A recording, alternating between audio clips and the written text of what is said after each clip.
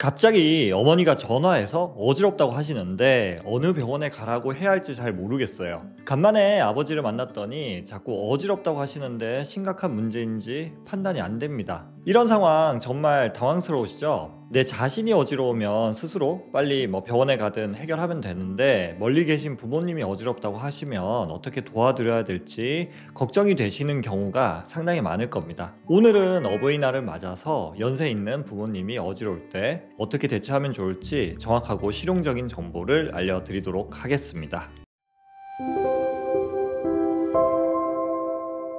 안녕하세요. 여러분의 뇌 건강 가이드 신경과 전문의 박지현입니다. 저는 17년차 신경과 의사로서 삼성서울병원 성균관대 외래교수를 겸임하고 있으며 현재 삼성 스마트 신경과 서울점을 운영하고 있습니다. 어지럼증, 이석증, 두통, 수면무호흡증 등 신경계 질환을 진료하면서 많은 환자분들의 건강을 케어해드리고 있는데 오늘은 또 어지러움에 대해서 알려드리도록 하겠습니다. 부모님이 허리가 아프시다고 하면 정형외과를 가보라고 하고 배가 아프다고 하시면 내과를 추천하면 되는데 어지럽다고 하면 도대체 어디를 가라고 해야 할지 막막하신 경우가 정말 많이 있을 거라고 생각합니다. 내과에서 빈혈 검사를 권할지 아니면 바로 응급실로 가서 뇌 MRI를 찍어봐야 할지 고민되실 겁니다. 최근에 진료를 하다가 부모님이 어지럽다고 하시는데 어떻게 해야 될까요? 이렇게 물어보는 환자분이 있었습니다. 그래서 오늘은 노인성 어지럼의 흔한 원인을 알려드리고 부모님께 꼭 물어봐야 될 것들 그리고 어떤 병원에 가라고 해야 될지 알려드리는 방법들에 대해서 상세히 설명드리도록 하겠습니다. 먼저 노인성 어지럼의 흔한 원인 5가지에 대해서 설명을 드리도록 할게요.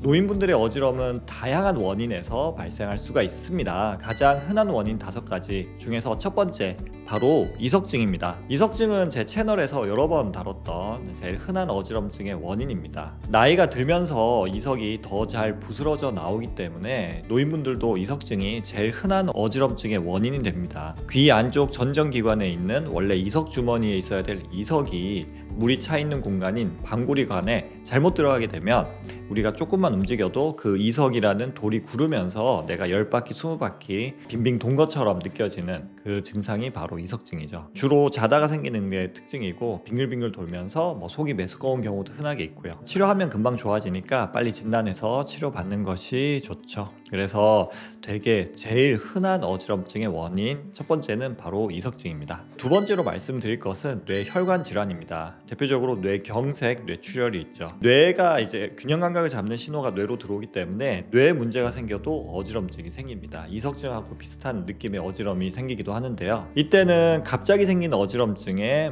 팔다리 힘이 빠진다거나 말이 어둔해지거나 이런 증상들이 동반이 되면 즉시 응급실에 가서 위험한 어지럼증인지 확인을 해봐야 됩니다. 응급실에서 CT나 MRI 찍어보면 뇌경색, 뇌출혈 여부는 쉽게 확인이 가능합니다. 세 번째로 말씀드릴 것은 바로 기립성 저혈압입니다. 가벼운 기립성 어지럼증은 누구나 겪을 수 있는데 연세가 있는 노인분들은 이 기립성 어지럼증 때문에 일상생활에 크게 지장이 있기도 하는데요. 이 기립성 저혈압이 나이가 들면서 심장 기능이라든지 혈관의 기능이 떨어지면서 생기기도 하지만 또 제가 흔하게 보는 것은 바로 약 부작용 때문에 생기는 기립성 저혈압입니다. 대표적으로 고혈압 약이나 전립선 비대증 약, 이뇨제 등이 기립성 어지럼증을 더 악화시키거나 유발하기도 합니다. 그래서 일어날 때 어지럽고 혹은 일어나서 몇 걸음 걸을 때 오래 차를 타고 있다가 차를 내리고 몇 걸음 걸을 때 어지러워지면서 눈앞이 하얘지고 까매지고 띵해지고 하는 것이 기립성 어지럼증의 특징 중에 하나입니다. 그래서 심장병이 있거나 또 당뇨가 오래되신 분들 이런 분들은 다른 약 때문에 말고 병 때문에도 기립성 어지럼증이 생길 수가 있죠. 네 번째로 말씀드릴 것은 약 부작용입니다. 나이가 들수록 아무래도 이 증상, 저 증상이 있기 때문에 약을 더 많이 복용하게 됩니다. 대표적으로 아까 말씀드린 혈압약이라든지 전립선약 이런 것들은 기립성 저혈압을 유발하고요. 수면제나 신경안정제, 정신과약, 치매약 이런 것들은 신경에 영향을 미칠 수가 있어서 어지럼증을 유발하고 진통제 중에서 특히 트라마돌 이런 성분이 들어있는 진통제나 아니면 신경통 치료제 중에서 어지럼증을 유발하는 경우가 있고요. 그리고 일부 항히스타민제 즉 알러지 약도 어지럼증을 유발하기도 합니다. 그래서 약 때문에 생긴 어지럼증인데 쓸데없는 검사를 이것저것 해서 원인을 발견 못했고 마지막에 약이라는 원인을 찾기도 하고 그것도 모르고 몇 년씩 약을 드시기도 하거든요. 그래서 어지럽다고 하면 드시는 약을 확인해 볼 필요가 있습니다. 다섯 번째 말씀드릴 것은 퇴행성 뇌질환입니다. 나이가 들면서 뇌 균형 중추나 손의 기능이 떨어지고 뇌의 작은 혈관들이 막히게 되면 뇌의 그 균형 감각이 떨어지게 되고 어지럼증이 생길 수가 있습니다. 이런 경우에는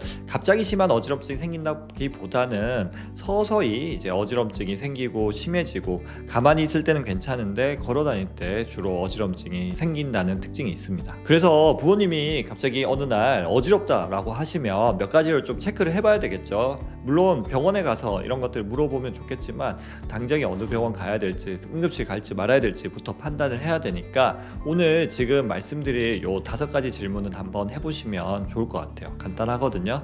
또 자세히 설명을 드리면 첫 번째로 제일 중요한 것 중에 하나는 어지럼이 언제 생겼냐는 겁니다. 어지럼이 서서히 생겨서 점점 심해졌는지 아니면 어느 날 갑자기 생겼는지 꼭 물어보셔야 됩니다. 갑자기 생긴 어지럼증은 이석증일 수도 있지만 뇌혈관 질환의 가능성이 있습니다. 그리고 반대로 서서히 생기고 만성적으로 지속되는 어지럼증은 그 뒤에 말씀드린 퇴행성 뇌질환이나 기립성 어지럼증, 약 부작용 이런 거 가능성이 있고요. 두 번째로 말씀드릴 것은 뇌경색 의심 증상이 있는지 꼭 확인해 보셔야 됩니다. 제가 이전에도 몇 번 위험한 어지럼증의 요인들에 대해서 설명을 드린 적이 있습니다. 그래서 부모님께서 어지럽다고 하면 이러한 증상이 있는지 한번 확인을 해 보셔야 됩니다. 즉 팔다리에 힘이 빠지거나 얼굴에 표정을 지었는데 한쪽 얼굴이 표정이 지어지지 않는 얼굴 마비 증상이 있는지, 말 발음이 어둔하거나 심한 이제 물 마실 때 사례가 들리는지, 사물이 두 개로 보이는 현상이 있는지, 어지럼은 그렇게 심하지 않는데 비틀대면서 아예 잘 걷지를 못하는지, 그리고 어지럼과 함께 심한 두통이 같이 생겼는지, 이런 증상이 갑자기 생겼다라고 하면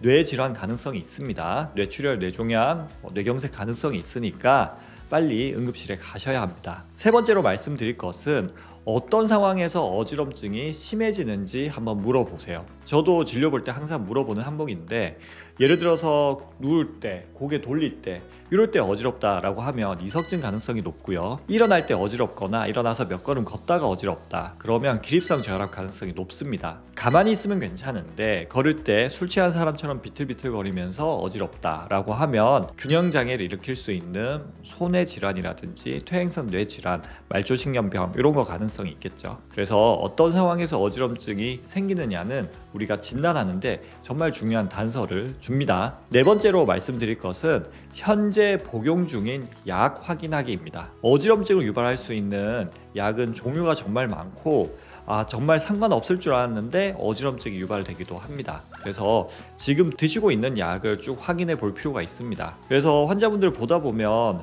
어르신들이 본인도 이렇게 말은 안 했는데 알고 보면 습관적으로 먹는 약들도 있고 평소에는 잘 안 먹다가 어디 허리가 아프다고 할 때마다 꺼내 먹는다, 아니면 잠을 못 잘 때마다 꺼내 먹는 약들이 있습니다. 그래서 부모님이 드시는 약을 직접 가져오라고 해서 한번 확인을 해보시면 제일 좋고, 평소에도 부모님이 드시는 약 처방전이나 봉투를 사진 찍어 두시면 나중에 진단하는 데 도움이 많이 됩니다. 그리고 또 병원에 진료받으러 갈 때도 부모님이 드시는 약을 좀 확인할 수 있게 약 처방전 혹은 약 자체를 가져오는 게 좋고요. 그래서 어머님이 어지럽다라고 하면 드시는 약이 있는지 꼭 물어보셔야 되고, 특히 어지럼이 생길 무렵, 예를 들어서 한 달 전에 어지럼증이 생겼다라고 하면 그 무렵부터 새로 드신 약은 없는지, 누가 친구가 좋다고 해서 추천받아서 드시는 약은 없는지 꼭 확인해 보시는 것을 추천드립니다. 다섯 번째로 말씀드릴 것은 어지럼증 양상입니다. 이거는 조금 어려운 부분일 수도 있는데,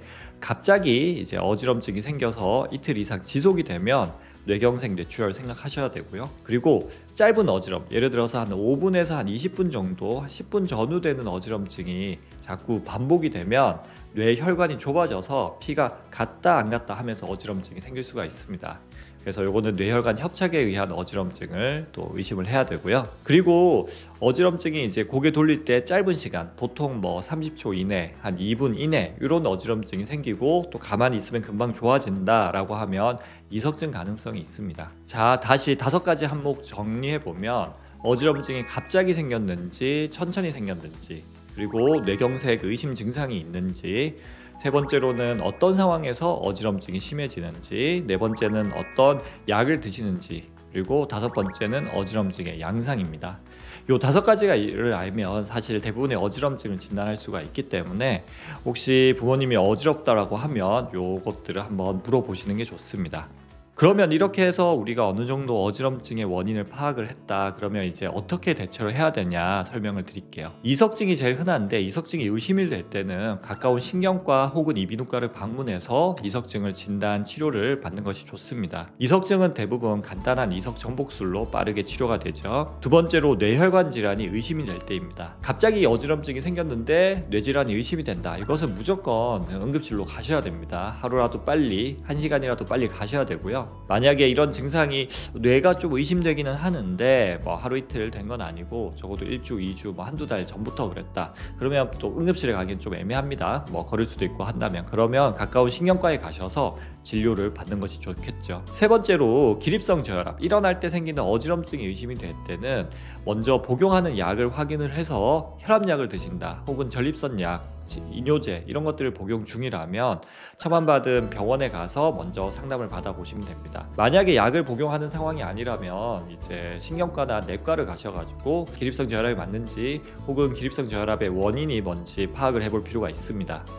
네 번째, 약물 부작용이 의심이 될 때입니다. 이때는 현재 복용 중인 약을 처방하는 병원이 있을 겁니다.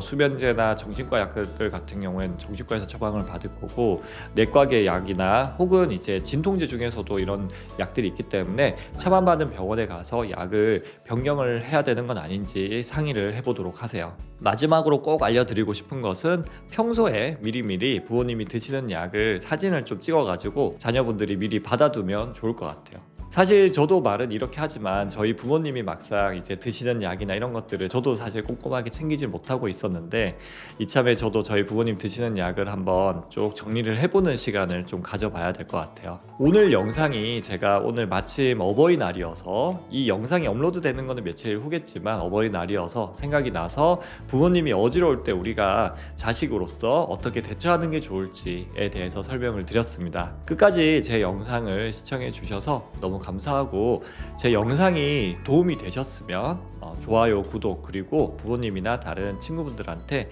공유 부탁드릴게요. 노인분들이 생기는 어지럼증도 대부분 잘 치료가 됩니다. 그러니까 어르신들 어지럽다고 하는 게 에이 뭐 나이 드니까 그래 그렇게 치부하지 마시고 오늘 말씀드리는 것 확인해가지고 원인을 찾아서 치료 받으실 수 있으면 좋겠고 또 급한 상황에서 제 영상이 또 도움이 되셨으면 좋겠습니다.